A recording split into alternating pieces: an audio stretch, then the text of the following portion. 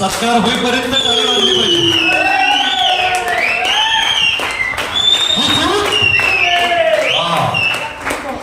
दोघांचा या ठिकाणी आपण सन्मान करतोय. आर सर्व्हिस परिवारामध्ये ऐका ऐका ऐका ऐका रेश्मा मॅडम यांना विनंती आहे. रेश्मा मॅडम फक्त जबाबदारीची शाल घेऊन जाऊ नका.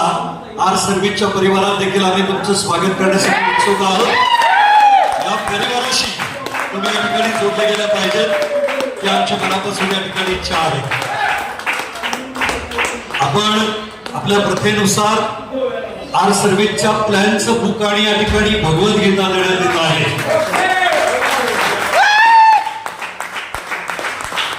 जोरदार टाळी आपल्यामधून या ठिकाणी झाली पाहिजे सर्वांसाठी.